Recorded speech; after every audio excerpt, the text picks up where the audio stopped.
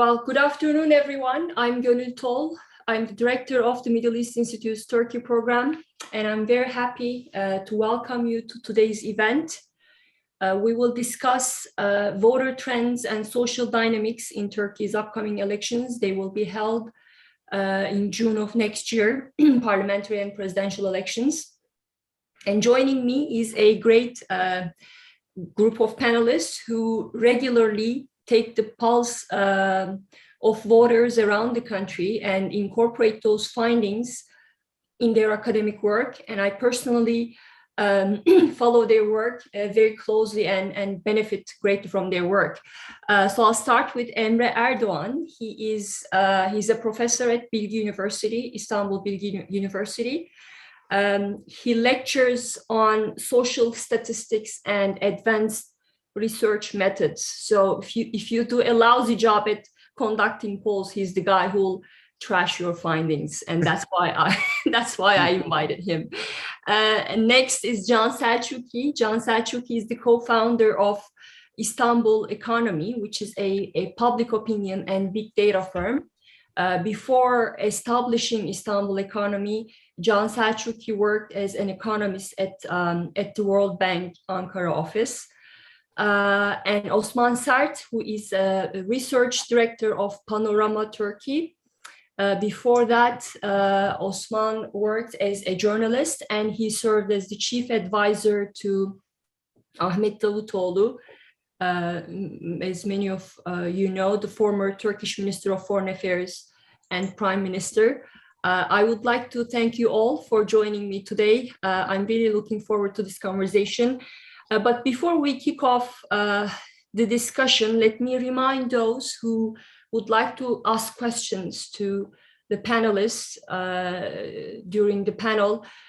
Please feel free to type your questions using the Q&A function on your screens, and I'll do my best to incorporate them. Now, let's start. Well, Turkish voters will go to the polls next year, and elections come at a time against the background of a deepening economic crisis, growing anger towards the millions of Syrian refugees, and growing concern among the country's key constituencies towards where the country is headed. And obviously, these are troubling news for President Erdoğan. And if you look at the polls, his rivals are surging in the polls. So my first question is, and this might be an odd question to ask, to put to this panel, given we have two pollsters on the panel, but I'll do it anyway. So my first question is, do polls matter? And can we take them seriously in a country where people are afraid to speak their minds? So maybe we can start with Emre Erdoğan first, who can be a bit skeptical about the polls. Thank you. Thank you for this opportunity. And answer is simple. If you don't pay, don't care about them. Yeah, it's a joke I'm making in my classes because Can Bey and Osman Bey will accept that it's a very expensive stuff. You are spending a lot of money. And if you access to the information without paying any penny, you need to ask yourself, why do I need to know? Who paid for it? It's something important. Yeah. This sphere, this business is unregulated in Turkey, unfortunately. The marketing research, we have an umbrella organization of marketing researchers, but they don't have any power on individual companies. They have very strong standards, but you don't accept these standards, you don't have any problem. Nobody cares. But in the US case, for example, there is huge problems if you are making that kind of misconduct. It's something important. During 1990s, we had a series of failures, which led many speculations about the election results. Then the government authorities decided to regulate it, but nobody cares about this regulation. For example, announcing polls before the election is strictly prohibited 1 week before, but nobody cares. It's something important for us because we don't have quality regulations in this way. And in a polarized country, of making that kind of announcements, announcing your results, is very risky. That's why big companies, very reputable companies such as Kantar or Ipsos, very big international companies, they are conducting polls, but they don't announce. They don't announce the results. They are conducting polls for their own customers, and they are not engaged in these kind of activities. That's why we have an unregulated market. And yeah, for example, another characteristic of Turkish market, Turkish news outlets, they don't pay for polls. They are using freely available data. But if you are interested in polls in elsewhere, even in Brazil, you see that newspapers or TV channels, etc., they are paying for it. In Turkey, news outlets, they don't pay for it. They are trying to pick up the available data provided by anyone. For example, I'm sure about the reputation of my friends, but towards the election, you will see that we will have very strange polling companies which didn't exist until that day. That's why it's a very problematic place, and bad information creates problem for good information, and it's not easy to spread out good information. We have some methodological problems without completing it. Yeah, we have problems in sampling. Many of these companies, they don't have a proper sampling scheme. They have no idea about sampling indeed. If you ask what is your sampling, they don't answer because they don't have a sampling. They are conducting polls in crowded places, coffee houses, and elsewhere. Or they are using strange sampling scheme by using their own phone database. They say we are using our phone database, but we don't have how it is represented. That's why we have a problem of sampling, and as their data is not open to check, it's not easy to understand whether these polls are really conducted or not. A final point here is the problem of social desirability of confirmation bias. People, they don't want to say their negative opinions about anything, not only about the government, but about smoking or TV, etc., etc. People, they are trying to be accepted as good persons, and they are reflecting themselves as good persons in interviews. And for example, if you are conducting a kind of phone interview, some of them, they won't tell their sincere opinion. And I saw some polling companies reporting 20 or 25% of non-response, which is not accessible. One-fourth of responses. If they don't answer your questions, who answered? This question is a problem. Okay, John Selçuk, I can't read your facial expression whether you're agreeing with Emre Erdoğan or not. So you want to jump in, and I have actually let me put my question to you, and then you can add to whatever Emre Erdoğan just said, because I also want to. We don't have much time. I want to move to the big picture and ask you. What are the top 3 issues that are important to voters? And please go on. Okay, let me very briefly touch on the issue of political polling credibility, and then move on to the top issues. Now, luckily, following Emre Hoca's opening remarks, we don't publish our results freely. So at least that puts me on somewhat on the right corner. But I agree that this is a non-regulated area, and I don't think it can actually be regulated. This requires self-regulation. I would be very much willing to open my panel to a independent board, and get a rubber stamp on saying that this is properly done. I'm not going to talk about competition, but what I'm going to talk about is that yes, in Turkey, as is in elsewhere, spurious polling results, let's say, have become a part of the disinformation ecosystem. And they are being exploited to the extent possible.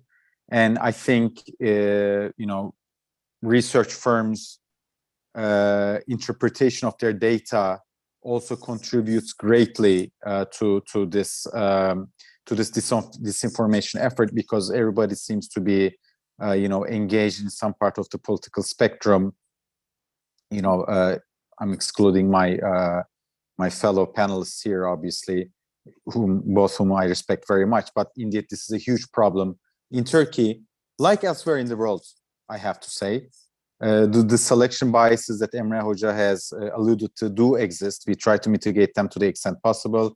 We each have our own track record, for better or for worse. But this is obviously a very polluted area in Turkey. Let me put that aside, assuming that we are willing to do our job properly, and come to perhaps to electoral preferences, the preferences of the electorate.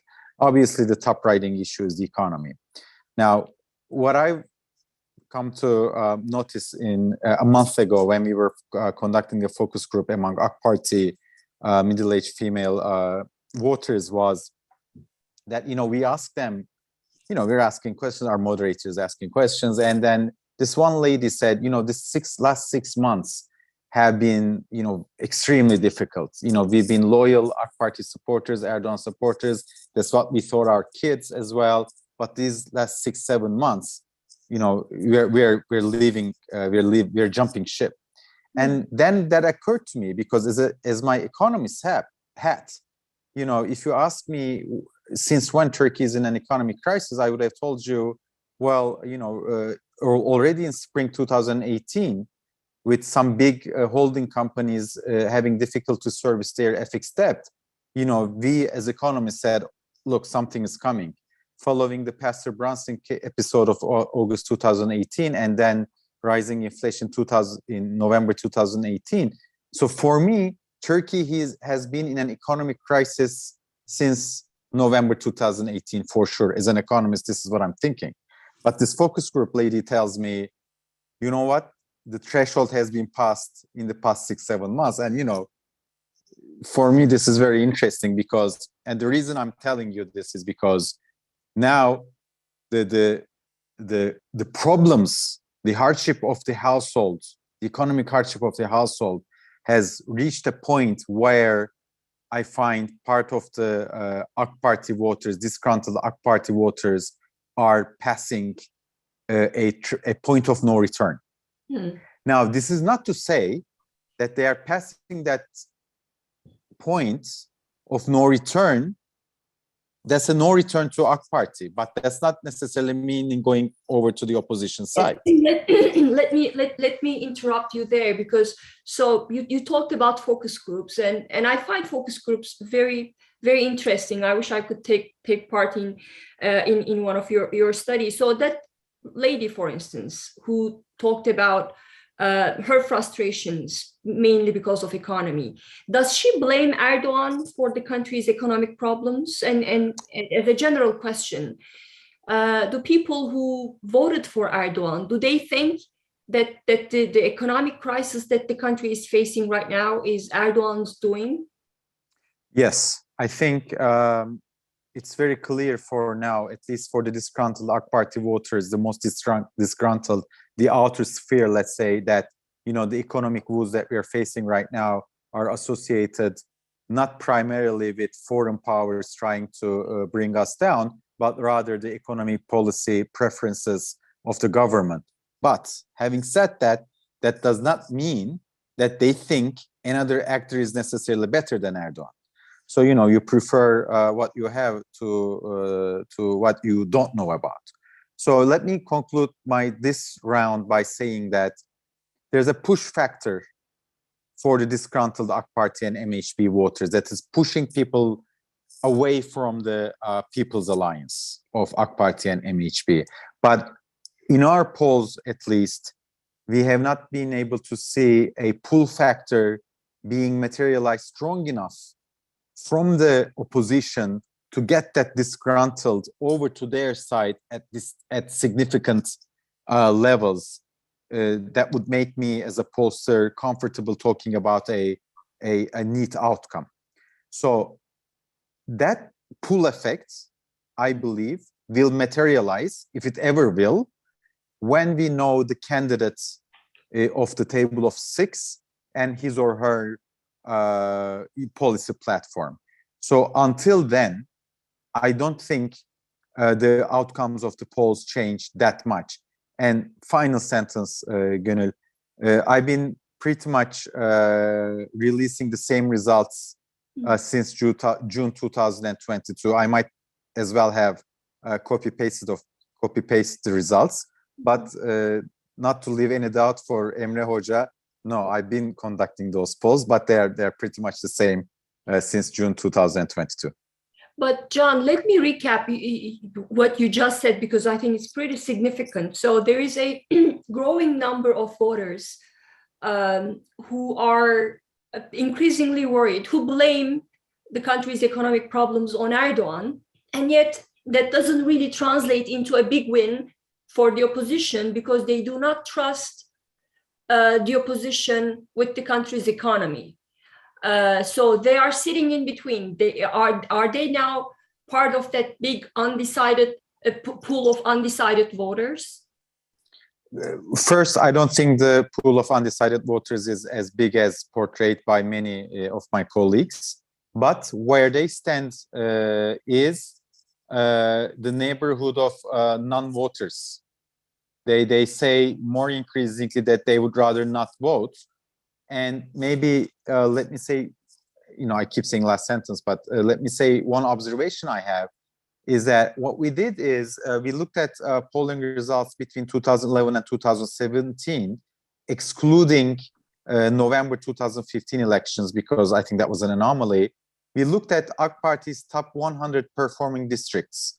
Whenever AK Party lost support in those 100 districts, top performing 100 districts, voter turnout also went below national average. So that tells me disgruntled AK Party voter has a behavior of not going out to vote rather than voting for opposition. Obviously, two things are very different from that period, and when you compare the two periods, obviously one is the economy. The second one is on the opposition side, you have candidates with whom disgruntled AK Party voters might feel more comfortable to vote for from an identity, from an emotional perspective. Having said this, my numbers also tell me that their pull effect that I alluded to previously isn't strong enough as yet. And I think that will be, if it ever will be, the case when we know the candidate and his or her policy platform when the time comes. Yeah, the opposition's candidate. Well, so you said, so that's number one. Economy is the top, sure. top issue on. And everything feeds into the economy. I mean, the education system, because loss of opportunity, the refugees, everything sort of is a sidetrack to economy. So what are the other two issues after economy? Is it the Syrian refugees? It is very significant, but that also has to do with the economy. I would categorize it under the Emre Hoca or Osman Bey perhaps might categorize it under a more identity issue. But I think the real issue with refugees has to do with economy, and that's why we have now our own alt-right populist movements, our own mono issue anti-immigration party that's trying to cash in on this refugee sentiment. What about, very briefly, and I'm sorry, I promise I'll move I'll move on to other panelists as well, but so what about terrorism? There was a time when terrorism topped the voters' agenda. So economy number one.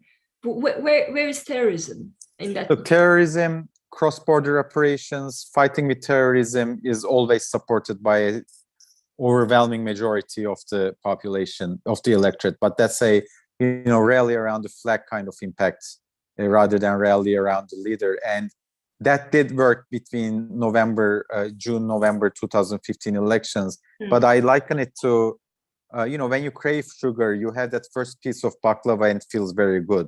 Then you have the second piece of baklava, doesn't feel as good. You have a glass of water, have that third piece of baklava, and you're bloated. So that kind of politics has diminishing returns, meaning the fact that people support the government or the state or the country vis-a-vis these, incursions into northern Syria, northern Iraq, or the standoff with Greece is rallying around the flag rather than rallying around the leader and the party. And that kind of issues we find, at least in our polls, has diminishing returns in terms of support to the incumbents. I'm glad that you mentioned foreign policy, because I want to move on to Emre Erdoğan, and the question is, because I know, Emre Hocam, your work focuses on the role of foreign policy in voter behavior.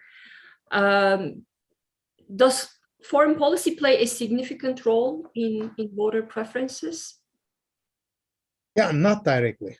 Yeah, indeed, because foreign policy issues, they are very complex to understand for ordinary citizens. Even in 1924, Walter Lippmann wrote an excellent piece about public opinion, saying that, okay, all these foreign policy issues, they are very complex, and people, they don't have access to real or correct information. That's why even that they have some opinion on it, most probably it's wrong.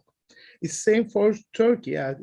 Many foreign policy issues, they are very complex. For example, war in Ukraine, or what's going on in Caucasia, or what's going on with Greece, they are very complex problems, even for experts of foreign policy.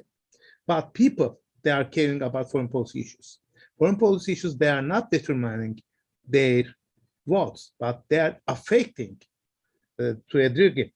First of all, foreign policy issues, they are acting as an expression of values. For example, you can have a hawkish position saying that the world is full with threats, we need to use force, etc., etc.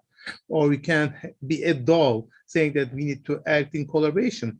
So our previous surveys show that Turkish society is divided 40%, 40%, something like that. Half of the population is hawkish, and the rest has a dove-like idea. That's why they are approaching the individual problems from that point of view, for example, hawkish versus dovish positions. Secondly, it may act as an indicator of the competence of the government. Now, in political science, there's a tendency to discuss the effect of irrelevant issues, such as match results, or weather conditions, or shark attacks, etc., etc. On what? It seems that they are irrelevant. But a careful analysis shows that they are giving some signals about the competence of the government. In that, voters, they are acting in a very uncertain ground. They have no idea about the future performance of the government. We don't know what will happen in the next 5 years. First, we are using the performance of the government during last years as a cue. But if we are talking about the future, we need some other cues. That's why performance of the government in foreign policy issues gives some idea about the future performance of the government. It's a kind of cue. That's why it is useful. There is an effect which is called rallying around the flag. By using foreign policy issues, you can trigger a kind of nationalistic sentiment, and you can exploit it. And Turkey is a very nationalist country. We know it. It's very easy to trigger, for example, attacking Greece, or involving to clash in Caucasia, etc. They may be useful. They may be useful for enforcing the nationalistic or aggressive image of the leader or government. I think what you're saying here is important, which I completely agree. Maybe foreign policy does not play a direct role in voter behavior, but it plays a somewhat indirect role, in the sense that by using foreign policy, political actors usually build their image, their domestic identity, by pursuing a hawkish stance on the question of Cyprus, for instance. Erdogan could pitch himself as a nationalistic leader. Remember when he first came to power, and that was in 2003, 2004, when he was more than happy to give concessions on the Cyprus question. He was trying to build this domestic image as a conservative democratic party. and which valued Turkey's EU membership more than anything. So using foreign policy, he builds an image for himself. But my next question is for Osman. I guess not all foreign policy is equal, right? There must be a hierarchy in the sense that a military incursion into Syria, especially if you frame it as a war against the PKK, could easily rally the nationalists behind Erdogan's agenda than say what Turkey does in Ukraine, in the Ukraine crisis, right? So is there a hierarchy? And I think you're the best person to answer this question, given you served as an advisor to Ahmet Davutoğlu. Oh, thank you. Regarding, it's a huge opportunity to share the same panel with this prominent name, and it is so comfortable to criticize the pollsters because everybody is doing their job very professionally in Turkey. Especially, I'm talking about this panelist. I want to put a note regarding the Panorama TR. We are also not public, and we are not sharing our numbers with the public. And yes, of course, there is not a control mechanism in Turkey, but the biggest challenge is coming from our customers. And mainly most of the political parties are customers, and they are coming and just asking questions why the numbers are this. And of course, the big companies and others. And that's why market is the controller of such kind of, pollsters. This is number one. Another thing, the economy, I want to support John's attitude. Yes, economy is important, but then we are asking the people, if everything goes bad regarding economy, what you will be? Can you change your idea? To the people who are voting for AK Party, they are saying mostly they won't change their attitude, even if the economy goes worse. They will even not. If they are, no, they won't. They will not, okay. Yeah, they will not. And if they say just about 10%, they will change, then what will you be do? And they're saying that just protest the ballots, not will go and vote for the opposition. Regarding the foreign policy, again, just repeating what John said, yes, just exploiting, the security threats and terrorism. Sorry, Osman, before going to foreign policy, I just want to say one thing, because what you said is interesting. People are fed up with the way the country's economy is governed, and yet they're not ready to vote for the opposition. So there are two conflicting things going on here, which I find interesting, which is on the one hand, we always say that it's the economy, stupid. People vote on the state of economy, and yet, so that's a very rational way of voting, right? No ideology, identity involved necessarily, but that's a rational way of voting. But on the other hand, in the Turkish case, these people, yes, they do vote on the economy, but on the other hand, they do not trust the opposition due to ideological or identity reasons. Isn't that a strange dynamic there? So that's not very rational, right? So what do you think? It is not so difficult to understand, and it depends on how you are describing what is rational. Not only the economy is describing what is rational. Okay, the history, the memories, social supports, and identities, and habits, and your family, everything is creating this rationality. Rationality is not just under an oxygen tent and you're just looking at whether you are hungry or not, whether you can spend more or not. It is not something like that. And unfortunately, I know that everybody's just wondering and looking at the screen as if three crystal balls are sitting and saying the result of the elections in Turkey, but it's not. Why they are not voting for Mr. Kılıçdaroğlu? Mr. Kılıçdaroğlu is not voting with Mr. Erdogan. He is competing with not only with Erdogan, but the identities and history. Always the rightist parties were able to receive more than 45% in the Turkish history. Only late Ecevit, but the turnout was about 70 something.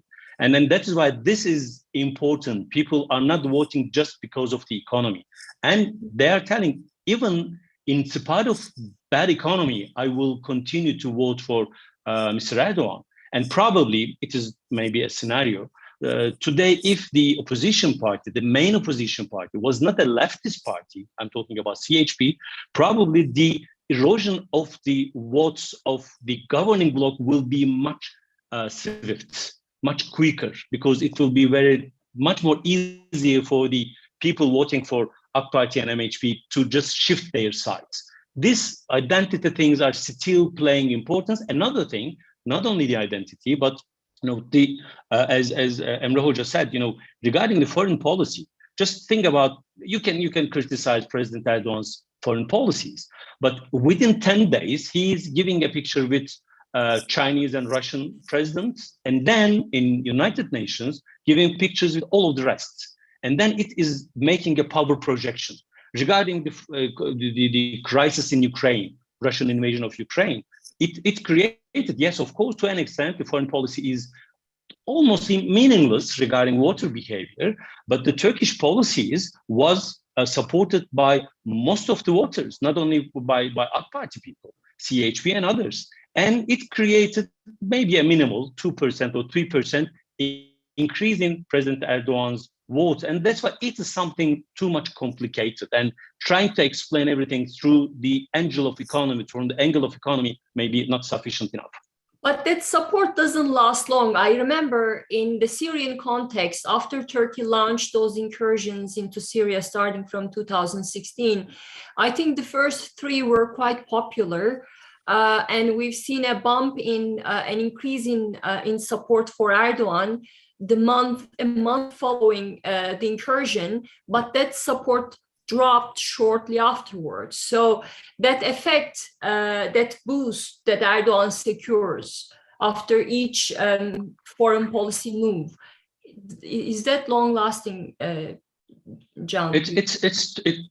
Yeah, please, no, go ahead, please. No, it is true. It is not a very long-lasting, but after the local elections, after the cross-border operations, at least President Erdogan changed the psychology, and then just pushed the opposition to the corner, and again he started to rule the country and just made the people forget the disaster at the local elections from the perspective of the government. But we have asked a question regarding Syria. We have asked whether you are supporting a cross-border operation. They are saying yes, and we are asking whether you support a dialogue with Bashar Assad. They are saying yes, and it is giving a credit to President Erdogan, and it is making him powerful.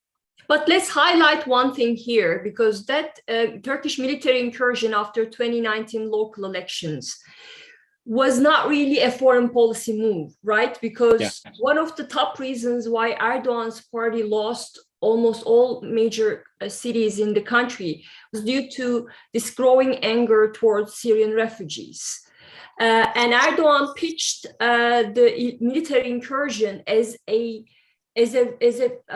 solution to that problem, saying that we are going into Syria because we're going to create a safe zone which will host these millions of Syrian refugees. So I understand one of your top concerns is the presence of Syrian refugees, but I have an answer to that. And here is my answer: another Syrian military incursion. So maybe we could read that Turkey's operations in Syria in that light, considering the domestic dynamics. Me or John? John, you. Look, hence my analogy from economic jargon, let's say diminishing returns. It doesn't create the same results time and after again, just like the baklava. Although, Gönül, I have to disagree with your, 2019, the refugee issue did play a role in, millions of, big cities being lost by AK Party to the opposition, but I would hardly call it the main determinant of the 2019 outcomes. But let me return to the subject, perhaps, of this foreign policy. I think at a point where we are face to face with a diminishing, collapsing middle class, economic problems becoming not a problem of preferring less utility for some of the households, but becoming a existential issue for a important number of households, I don't think that foreign policy is really gonna make it. Although I would agree with Osman Bey's statement that there is a group of AK Party supporters that will vote for Mr. Erdogan no matter what, no matter how bad things get. However, we are increasingly seeing a group becoming more tangible, let's say, in our numbers, in our polling, that are seriously looking elsewhere to shop. But the pull effect is not there yet. There's enough push effect, but the pull effect is not there. And it's not because I think, you can criticize a lot the table of six, you can criticize the potential candidacy of Mr. Kılıçdaroğlu, but think about the table of six as such. Imagine Emre Hoca, Osman Bey, and Gönül, we have a very good product and, we think it's gonna sell millions. But in order to market it and present it to the consumer, first we need to register our firm at the commercial registry. And registering a firm is no glorious event. The consumer doesn't really care, let's say, about that event. So the way I see table of six is that they're registering their firm. They're not out there with their product yet, and their marketing is not there, their product is not there. So the consumer isn't really paying enough attention to what they have to offer. Now, when they come up with the products after they are settled with the terms and conditions of their establishment, then we will see if that pull effect will materialize, as I tried to describe, and that the consumers will indeed be, the electorate will indeed be interested in their product. So I think we're getting there, but it's a bit too early to call still what the disgruntled AK Party voters will do. John, I didn't like that you disagreed with me on the refugee question, so I tried to find the poll numbers. I couldn't, but I will. I remember it could be Metropole. After the elections, I think it was an exit election which found the refugee issue, could be Istanbul elections. Refugee issue was the number 2 worry, concern for Turkish voters in local elections. Perhaps let me better say what I was trying to say. It's not the main determinant. The main determinant I find. I think it was the second. So that was okay. Economic problems, unemployment, and I think it came in third. And that was the first time. That was the first time that it ranked so high on voters' agenda, particularly in Istanbul. Yeah, and John, I want to ask you my next question. I want to talk about the longer-term trends that might impact elections and politics in Turkey, such as declining religiosity, for instance. It's really I find that fascinating. Is there indeed such a trend? Is religion less popular in Turkey today? And then I'll ask Osman and Emre Hoca about what impact that might have on politics in Turkey.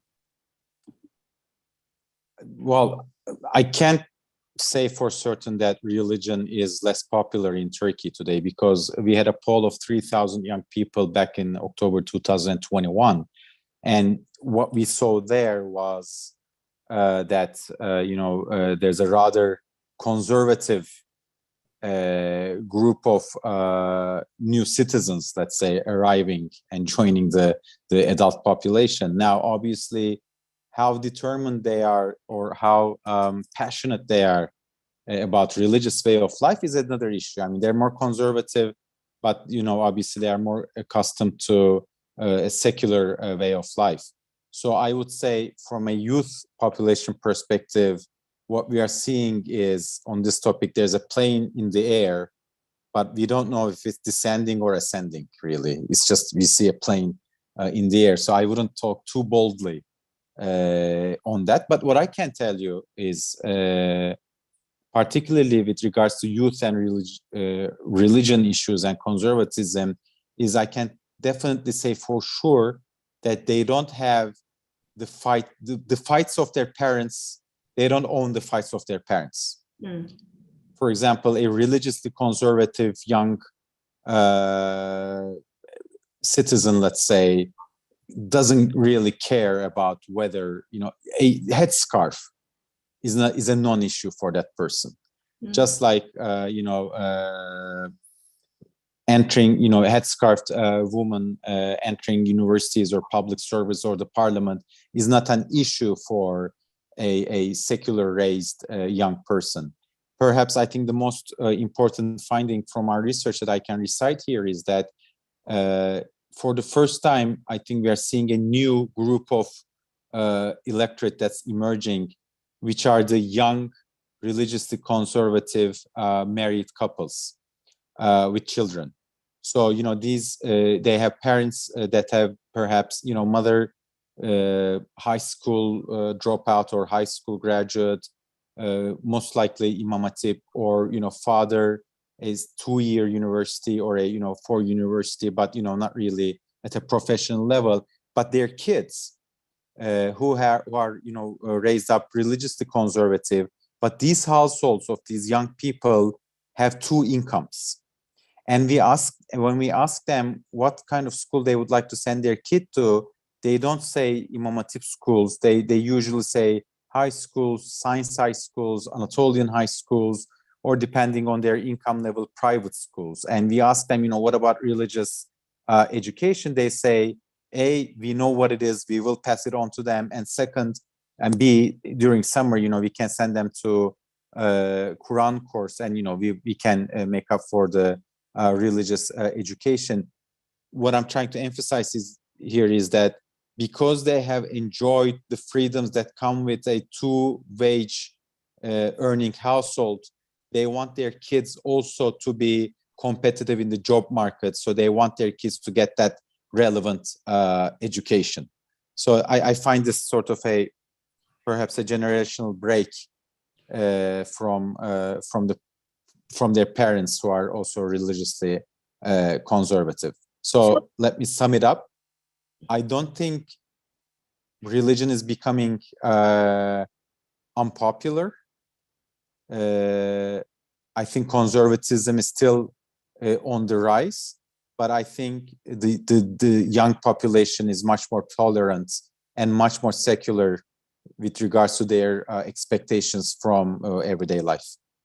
So that's important, and I want to put this question to Osman and Emre Hoca, whether you agree that there is an increase in support for secularism, but also going back to an earlier point, which is John mentioned that wearing the headscarf has become a non-issue, especially for the young generation. But I wonder if that translates into this. Does that mean they are, from an electoral point of view, you're not going to mobilize them using the headscarf because they've gained that right? But on the other hand, are they still afraid of losing those rights? And which Erdogan could mobilize? And in that regard, I think the latest move by Kemal Kılıçdaroğlu was a very welcome one. He recently, yesterday, I believe, said that he would like to provide constitutional guarantees to the wearing of hijab. And I think that could answer, I think that was a move designed to address the concerns of conservative voters who believe that if the CHP comes to power, they will be ripped off of all the rights that they have achieved that they have secured under Erdogan. So over to you, Osman and Emre Hoca, and please also address the question on secularism. I think it is too early for the Turkish electorate. The religion is irrelevant or less relevant regarding the results of the elections. I remember very well one of the diplomats in Ankara was telling that after the elections in Istanbul, you see that somebody from CHP is elected, and it shows religion is not important anymore. And I have said that, no, it is showing religion is still important. Ekrem İmamoğlu, there is a CHP candidate, just went to mosque and read Quran, even not except President Erdogan. A conservative political figure went a mosque and read Quran. Just he was trying to improve that I am with your religion. I am not against your religious concerns. That's why he was able to just and Mr. Kılıçdaroğlu is making, I think, a very right move. There's a question mark whether it will bring new voters to Mr. Kılıçdaroğlu because of the helalleşme thing. Helalleşme means making peace with everybody because of the quote-unquote CHP misdoings regarding headscarves or the just offending the religious people. He was trying to pursue such kind of a thing, and still, at least, we couldn't observe there's an increase in CHP votes because of this. But even this move is showing that, proving that Mr. Kılıçdaroğlu is concerned about it and tried to get something from Mr. Erdogan's hands regarding being secularist or the religion. I think nationalism is the new motive of the Turkish politics. I think if I will be describing AK Party, previously it was being described as religious conservative, but now nationalist conservative party is much more describing what AK Party is. CHP is nationalist, MHP is nationalist, E Party is nationalist, AK Party is nationalist, and the competition will be among the nationalist parties with different degrees. Secularism, yes, headscarf is not an issue today because it is not a problem right now. That is why it is not an issue. That is why people are not thinking there will be a problem. And whenever we are asking whether you are afraid of when the CHP is ruling the country and there will be some new bans on the headscarf will come, people say just the Islamists and religious conservatives a bit, but generally they do not have a concern about such a thing. But the people, we are not talking only about the youngsters. Memory is important.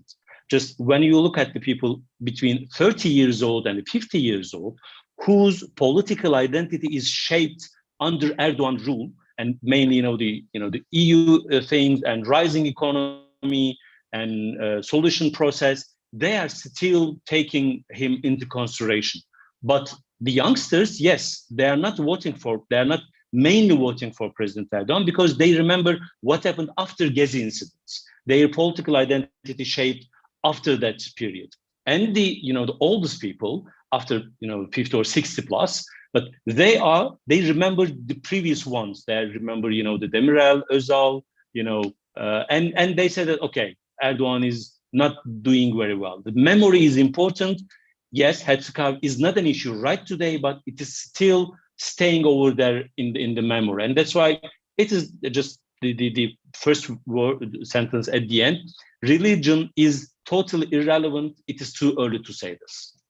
Emre Hoca, Osman Sert highlighted the surge in nationalism, which I believe it's quite important. But are we talking about the nationalism of the MHP, or is there a new nationalism going on? And maybe in a sense, a new secular nationalism in response to Erdogan's alliance with the MHP. So that represents the old nationalism, but there are not just, it's new in the sense that it's secular, but also could be more liberal. I remember seeing Osman's colleagues, they conducted a study and wrote a report on this, new nationalism. It's a great report. And I remember one of the questions put to the respondents, and that was how they feel about the state. Turkey has had this strong state tradition where people almost consider state as a sacred entity, which of course prevents the space for civil society to flourish. But now the young generation is basically seeing the state as an entity that is there to serve the people, not the other way around. And they identify themselves as nationalists. So this new nationalism, it has its new concerns. Maybe the Kurdish issue is not at the top of their agenda. Maybe Syrian refugees are a bigger concern for them. They're not necessarily anti-Western. They support Turkey's EU membership process. They are more secular and more distant to the state. What do you think about that? Yeah, it seems I have the opposite impression about the situation. Yeah. Everyone is disagreeing with me. Yeah. Yeah, the issue is that first of all, I would like to add up something else, as John Bay underlined. Yeah, younger generations are less religious, to underline. Perhaps Turkey will become less religious, not because people are becoming less religious. Older generations are replaced by newer and less religious generations. It's a kind of problem of generational replacement. It's almost a fact. Yeah, because of many urbanization, rising education levels, etc., etc. Yeah, there is such a shift. We know it. But as Osman Bey said, yeah, the importance of religion is still very high. Okay, people are becoming less religious on the average because of generational replacement, but the importance of religion in social life still matters. As a determinant of voting behavior, you can easily estimate someone's voting behavior based on his or her level of religiosity. And it's highly related about the identity problem, collective traumas. Headscarf is not about something practical. Yeah, for in Turkey now, conservative young girls, they can attend to university. It's not 1990s, but they know the stories of their mothers or their sisters, etc., etc. They are reproducing this information. That's why religion matters. About your question, yeah, there is a rising nationalism in Turkey as a coalition of AK Party and MHP. This is my perception. There's a realignment there. It's based, unfortunately, on etatism. This is the most important characteristic of MHP. MHP is not a populist party. MHP is an etatist party. Doesn't care about votes, doesn't care about people. The party cares about the state and see itself as the guard of the state. This is right. AK Party approach to MHP and became more etatist within time. This is the most important change. During early 2000s, we say that, okay, there is a rising Muslim democracy, civil society, etc., but our party is highly etatist. Etatist in terms of ideology, monist and etatist. They are advocating a single supreme ideology, which is based on nationalism and conservatism, religiosity, and they don't tolerate diversity. It's something important. I personally believe that anti-Kurdish sentiments, they are still very powerful in Turkey. Discussions about the possible candidate of the Nations Alliance is about the role of HDP in the forthcoming elections. Do we need them or don't we need them? That's the problem. Some of politicians, they don't want the support of HDP. It's valid for nation. That's why, yeah, there's a rising nationalism in Turkey. It's etatist, it's anti-Kurdish, it's based on security concerns of people about Syrians, about what's happening in northern Syria, about PKK, about terrorism, about Daesh, etc. It's a very xenophobic kind of nationalism. It's not a kind of patriotism. And AK Party is the typical representation of the new nationalism in Turkey. This is my perception, which is totally opposed to yours. Well, no, actually, there is an E-Party. There is now a Victory Party led by Ümit Özdağ. So I will stick to my point, which is there's something new going on here. But I'll have to. Unfortunately, we're running out of time. So I'm going to ask my final question, which is about a key constituency that can play the kingmaker in the upcoming elections. The Kurds. They are the opposition bloc's soft underbelly, and we know why. We've heard from all of you and what Can Selçuklu and Osman Sert said about their findings that point to a surge in nationalism. So my question is, please briefly, what do the Kurds want? And I'm asking this this question in the context of upcoming elections. I mean, who is their red line as a candidate? Who is one opposition candidate that they would never vote for? John, you want to go first? Okay, let me tiptoe around that very delicately. because it's very difficult to say the candidate who they were never vote for, but I can easily tell that they would be much comfortable for primarily Mr. Kılıçdaroğlu's and then secondarily Mr. İmamoğlu's candidacy. But I think all in all, Gönül, the Turkish political parties are in a huge state of delusionment. They're delusional when it comes to HDP, because look, HDP received 6 million of the popular votes, right, in 2018. In all likelihood, they will have around 7.5 million votes in 2023. And although we talk about HDP votes coming to the help of opposition every so often, the government needs, the People's Alliance needs HDP voters just as much as Nations Alliance, the opposition needs them. Yeah. But because the government frames them in a way that, you know, in order to incriminate the opposition through dialogue with HDP, it seems as if that, you know, the dialogue is that, you know, only the opposition needs the HDP voters. No. So there are two ways you can get that, right? You can either convince HDP voters to leave HDP and actually come support you. And as we can see, no one can actually do that. Or the second way to do that is to obviously have a conversation with the HDP. So this, you know, it's a very, you know, this is obviously not new. I'm talking about the decades old paradox here, but it's very difficult to understand. Now,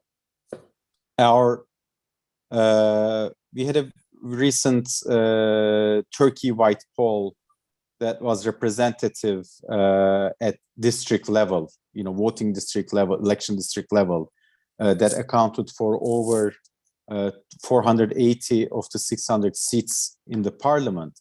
And it appears that if things go the way they do, it appears that both alliances will have a very difficult time securing simple majority in the parliament without the support of HDP seats in the parliament, which makes their position even more pivotal.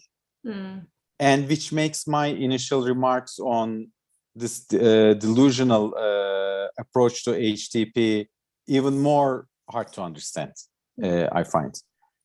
So let me wrap it up. But I think from what I can see, this is not only, you know, polling data, but also from my reading, from my understanding, that HDP is, and the left bloc, let's say, the newly formed left bloc, is rather more comfortable with Mr. Kılıçdaroğlu's candidacy. I am not sure to what extent, what percentage of that base can be mobilized under the candidacy of Mr. Yavaş. But, you know, let me repeat, I don't have numbers for this. This is my feeling, this is my reading from all the surveys that and focus groups that we're doing. But I can't tell you for sure that if Yavaş was the candidate, you know, this many percent of HDP voters would not vote for him. Those kind of numbers I don't have. Maybe Osman Bey does. Yeah, Osman, what do you think? Would they vote for Kemal Kılıçdaroğlu? Just replying your question, what is the red line? The red line at the opposite side is President Erdogan. The other, you know, candidates should be worse than President Erdogan. Then they will just go and vote for President Erdogan. Otherwise, probably they will be voting for the opposition. But this is the $1 million question of the Turkish electorate in the coming period. What will the Kurds do? This is very important. Regarding Mansur Yavaş, of course, these are all scenarios. If Yavaş is the joint candidate of the opposition, what does it mean? It will be supported by the CHP as well. And the Kurds voted for Mr. Yavaş in Ankara.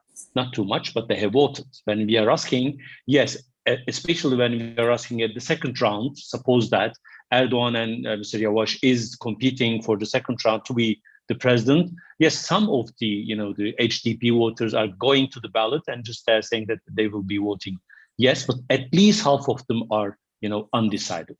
Even if they are not going to the ballot, it will change. The issue is that the Kurds, the HDP wants to be taken into account and then vote. but the opposition, the other parties, want HDP's vote without taking them into account. This is a very delicate balance. And what is important, a big question for the Kurdish political movement is most of the main, actors are imprisoned. There is no, a high-level, decision-making body at HDP. Almost all of them are either, jailed, imprisoned, or they're out of, politics.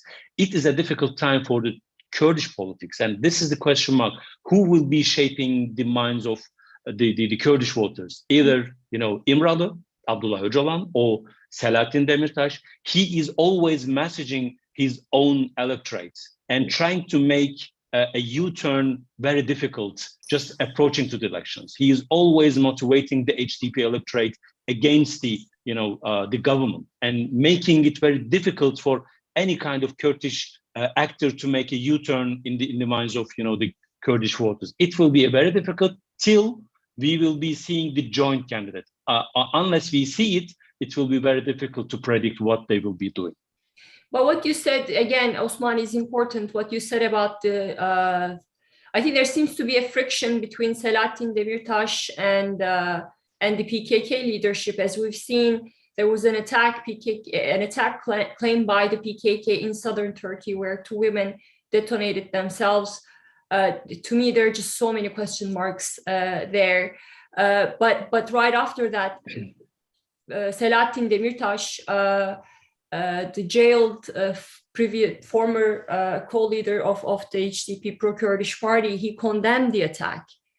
And there was a back and forth, right, between the PKK leadership and Demirtas sticking to his previous narrative that he wants HDP to be, he wants to turn it into a center-left party, and he wants to appeal to a base that is way beyond the Kurdish nationalists.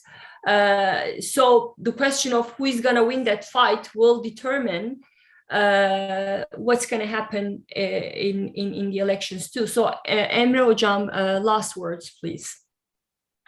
Thank you. Yeah, generally, I agree with both speakers. Yeah, first, Kurds are very important as the determining factor in the presidential elections, because most of they will vote for their own candidate in the first round. And if there will be a second round, they will vote against Erdogan. The majority of Kurds will vote against Erdogan because of the memories of 2015.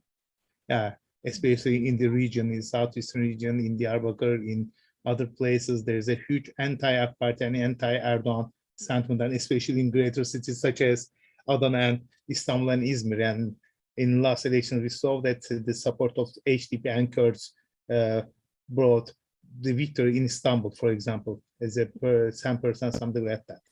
And as Can Bey said, they will have power in the parliament.